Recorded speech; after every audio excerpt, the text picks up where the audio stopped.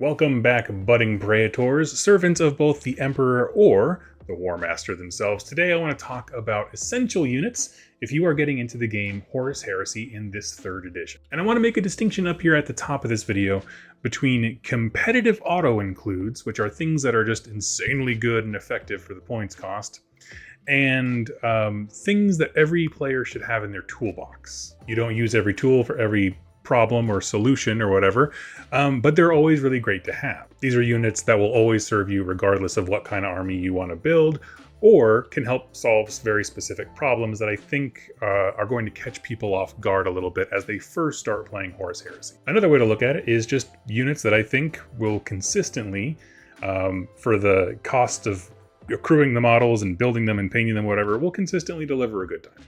So like I said, not auto includes. I'm not going to start every single list I build with these things, but they will be sprinkled out through several of them. Now, as I go through this video, I'm going to be mentioning a few different products, bits, places you can source other things.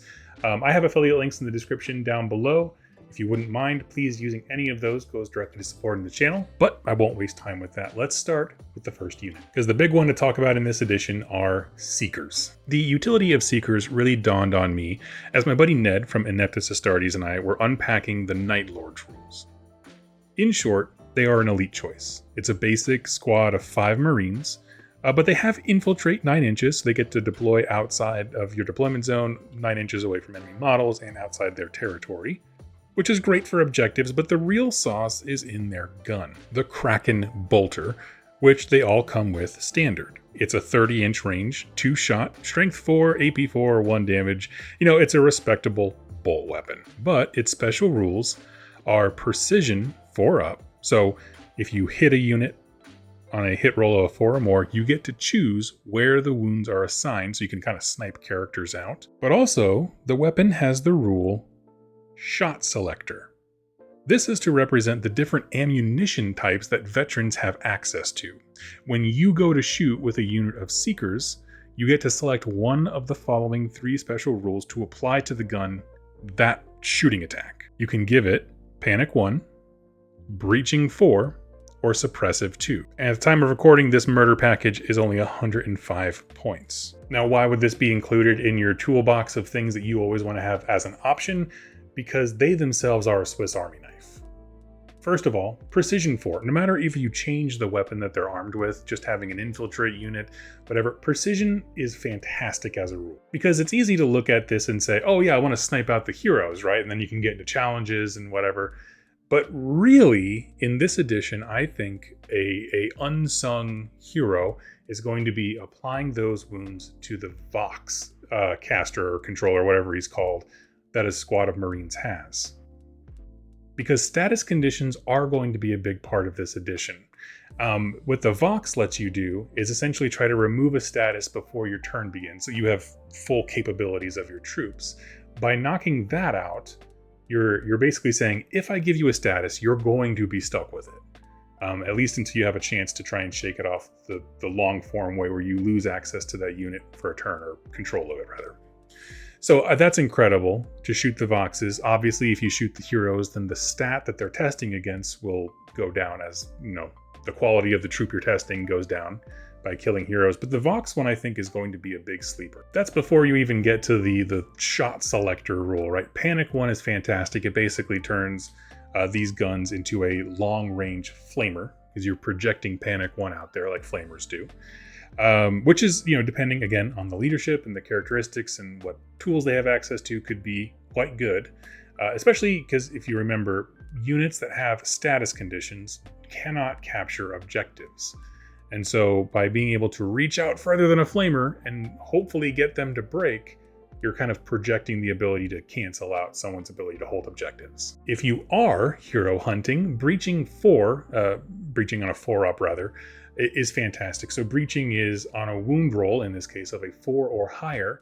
That wound is going to be resolved at AP 2, meaning no armor is going to save you, right? You need to have an invuln save or some other kind of damage mitigation, but it's going to help you snipe out those heroes, the Vox dudes, all of that. Which is another thing to note. If you're shooting at a Marine squad, like typical Marines have a 3-up armor, a breaching one will immediately wipe out the Vox. if you can get the precision shot to decide where to assign it. And lastly, suppressive is great for the exact same reason that the panic one is, afflicting status conditions. In this case, I think the goal is you want to take out a enemy shooting you, like something that is specifically good at shooting. So it has a little bit different utility, but I mean, any status condition can shut down a unit on an objective, so it's awesome. Now, for new players, one thing to note here is that these do not stack. If you have, say, Panic 2 on a unit, and then this guy shoots and gives them Panic 1, you're just going to pick one of those two values and go with that. So they don't, like, there's no benefit to having like a bajillion Seekers all put the same status on a thing. But it does synergize with a lot of choices, because if you look at the command section, several of them have the rule Fear. And a lot of legions have access to Fear as a rule as well. So now you're trying to precision hit them. You can cause suppression or panic tests. And if you have a hero or anyone with Fear within 12 inches, they're already taking negative modifiers to what they're going to test against. When you factor that, like, a lot of the really cool, scary looking things that you would want in your list have Fear, or some really unique heroes do, it's not that they're like an auto include with these guys, but they just synergize so well, it seemed worth mentioning. And the utility of, you know, I can't reach that objective, but I can turn off my opponent's ability to capture it, which is the next best thing, right? Nobody gets points for it. It is really quite something. Now, there isn't an official Seeker miniature quite yet. They're usually represented by like a modified bolter, like with either a scope or like a longer barrel or something like that. The company that I do a lot of my bits shopping from is Pop Goes the Monkey. They have a fantastic selection of things.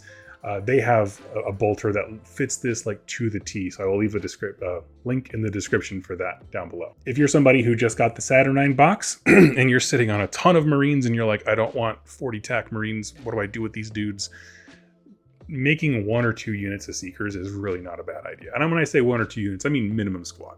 5 to 10 guys. The next unit on my toolbox is the Librarian. Now, thematically, not every legion is super into Psychers, so disregard if you feel that way. However, I will say that every legion had access to everything.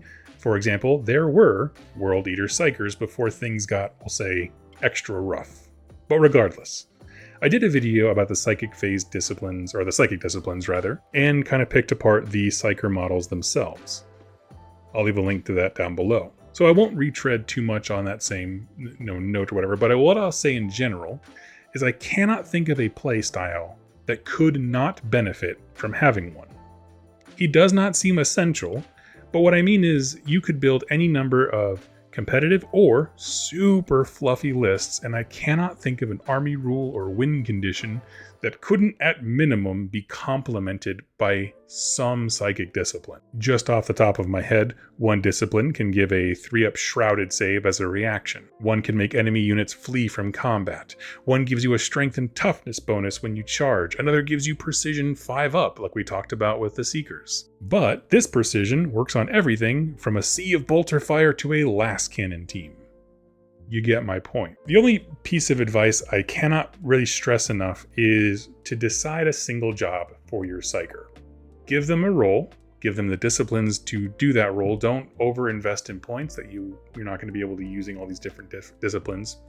Take whatever you want to do plus thaumaturgy if that's kind of the base minimum, and just have them do one thing really well. As cool as it would be to load them up with all the the most premier disciplines and thematically have this like master wizard, that makes him a ever-increasing target of precision attacks from your opponent. So all the things that you want to do to them, they also want to do to you, of course. So while they are incredible and they can add to any kind of strategy you have on the game table, you don't want to put them in a position where they are taking up so many of your points that like it's a big game-changing loss if you lose them. As far as modeling goes, I don't have a ton of suggestions here. They're kind of esoteric descriptions of magic as it's first being kind of articulated amongst the legions. So I was thinking about doing some cool kit bashes, but I don't have any specific plans for them right yet. Next unit on our list is one of each Praetor. Specifically, one of each variant. And when I mean each variant, I don't mean like every single model type. What I mean is one in base armor, one in your chosen type of Terminator armor, and a Saturnine one. There's just 3 different profiles that exist in the book. There's also the Tartaros armor one if you want, but like for me, I'm not really into that armor type, so I skip on that. But here's why I say that. This miniature represents you on the battlefield. You are given a task to crush the enemy and achieve X mission. The Praetors have access to more war gear and complements of things and command squads. There's a lot of tools at your disposal to kit out, like, what would you be like on a battlefield, right? What would you want this Black Library book hero to be like? Because they have the best, weapon skill and generally some of the best ballistic skills and access to the most things, they're going to be a center of attention regardless. I mean, even just having rules like Slay the Warlord in existence brings attention to these characters. So because they're good at everything and they're, valuable to your opponent, at least for victory points, they're going to be a center of a lot of drama. So this is a time to really kit bash, dig deep, make something really cool to represent yourself, put all your time into that, certainly more time than your 80th tactical marine, and get something cool out there because it will be the centerpiece of drama. Now, I do suggest having one of each of them because no matter what your vision of your army is, a little bit of flexibility goes a long way. And so being able to dip into what each type of entry offers, whether it's deep striking with Saturnine guys, if that's the set that you got and you're excited to jump in with that, it's awesome. For me personally, I go either a cataphracti armor or more often just a dude in artificer armor on foot, basic hero, because I just like the idea of them running up with reavers with an axe. So be sure to make options, or at least modeling opportunities, for you to bring whatever weapon you think is coolest. For example, power fists. For me, they're just my favorite sci-fi weapon. I don't know why, I always have. I don't care if it's the human power fist, the power claw from orcs, it doesn't matter. I love it. And so I have a complement of heroes of all different armor types.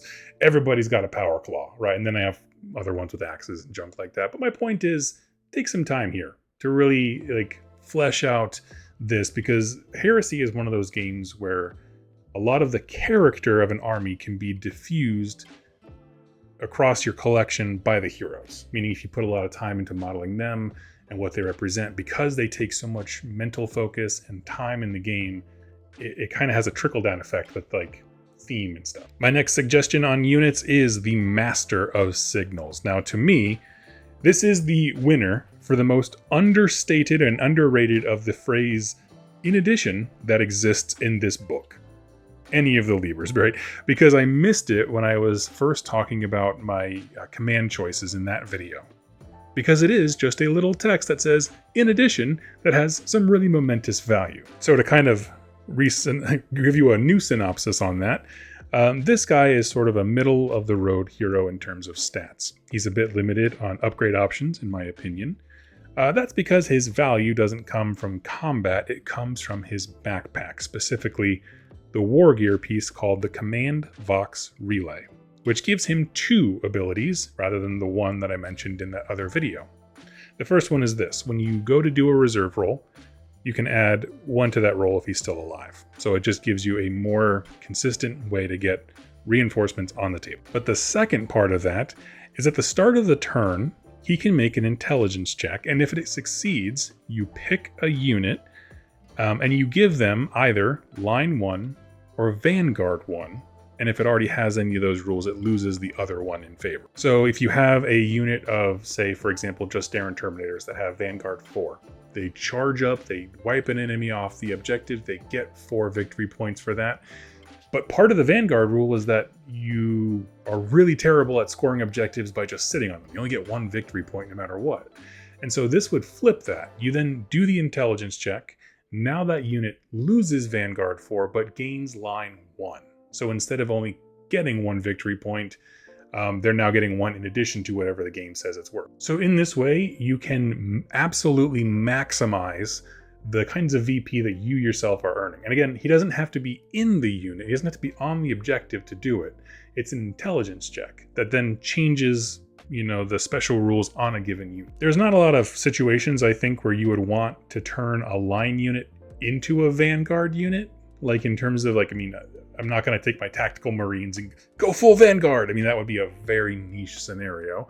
But there are an amazing number of times where you would want to add line to a unit. Now remember, you don't have to switch them. It's not like it has to have one or the other. You could just give a normal unit line. So it's going to help you do the things you already do, which is just getting on objectives, accruing points, and the rest of your army can do whatever it wants. And so this is a choice where, one, it's a lot of fun to kit bash up. I got my parts from Pop Goes the Monkey. I put together a really cool guy. I think I'll try to remember to take a picture and put him on the screen now. But it's essentially a guy with a giant comms relay on his back, calling in and directing the air support, as well as giving tactical guidance to the various units on the table. It's a great thing to model. I mean, if you're just looking for expanding your collection, not only is it useful in the game without being oppressive, like Line 1 and Vanguard 1 are not game breaking or bending in their own right, because you still have to apply it tactically, you still have to pass a check, right? There's still stuff about it that keeps it whatever. But in terms of having a unit that is both cool to model and a really solid piece of hardware in your toolbox, it's hard to beat the Master of Signals. Now, I actually have two honorable mentions here at the end. I want to throw out just based on things that I am seeing of games being played, and now that the edition is getting played by more and more people, two units also kind of go in a different direction than the things I've already listed here that I wanted to mention. And one is the Praetor. The Praetor, for what points cost, I think it's like at a base 100 right now, is really good. Okay, even if you just take the Praetor cannon with last cannon sponsons, I think that puts it at like 120, I think. It's somewhere around there, within 5 to 10 points. That thing becomes real mean. It is cheap for you to field. It is a pain in the butt to get rid of. I find in this edition vehicles tend to stick around a little bit longer. That's just my personal observation. I don't know about you. So putting more vehicle chassis out there is only going to benefit you. The other part of it is that if you lose it, who cares? Like it's 100 points of your 3,000, right? But it can provide so much great support, whether it's flaming sponsons, and the flamestorm cannon is fantastic on top for getting rid of Marines off objectives. Just killer. So the Praetor actually, in my mind, is fantastic because you can't ignore one, but at the same time, the amount of effort it takes to destroy it is it's valuable, right? You can distract your opponent with it. So that's fantastic. The other one I wanted to mention is the Rapier cannon. Now this is a newer kit that, well, it existed before, but then they released a version where it's two sets of them in a box, I think for $70. And everything that I said about the Praetor applies to this too, but instead of also having the benefit of being tanky, for lack of a better word, the Reaper cannons go in a different direction where they just really lean into points efficiency. So they are like an incredibly powerful gun that is basically strapped, I'm going to say, to like an electric chair, like an electric wheelchair, and then just rolled forward into combat and then fired at people. So you have a devastating weapon. Again, peak glass cannon. It can dish out a lot of damage, but it can't take a lot of damage. But it's also so cheap that your opponent doesn't want to waste resources killing it. They would rather do other things, but it is to their detriment if they ignore it. So it's this weird proposition. I wanted to give a shout out because a lot of people have been saying that they're fantastic. They want to field a lot of them. Personally, I thought their price was so prohibitive before that I didn't have a lot of thoughts about them, but in this edition, they seem to be doing really good. So it's everything. It's the opportunity cost of a really good gun on a really cheap chassis, just like the Praetor, but in this case, it's just dropping the hull value and in the defensive aspects in favor of cheapness. So those are my first few of my recommendations on things that every Heresy player should have in their toolbox. You have everything from units that can apply statuses and different effects, as well as focusing on special rules like precision to be able to help you out. You have heroes that can both represent you on the battlefield, Praetor, and also magnify what you want to do on the table, librarian, as well as some other units that have more to do with like efficiency. So the tanks, the Predators, the Rapier cannons, and the Master of Signals is great because it's a perfect example of something that everyone can benefit from, but doesn't seem a competitive overpower, overflavor. It doesn't auto win it. If you are jumping into Heresy and you have a few suggestions on units that have served you exceptionally well, Even if it's for a specific legion, please leave it in the comments down below. Here on 2+ Stuff, I always pin the most helpful comments, so new players jumping into the game have some more resources for them. So please consider that. And if you like this video, please share it around with anyone in the Heresy community, because I'm trying to grow that community on my channel as well. Thank you all so much for hanging out and listening to me yammer. I look forward to seeing you in my next Horus Heresy video. Happy wargaming.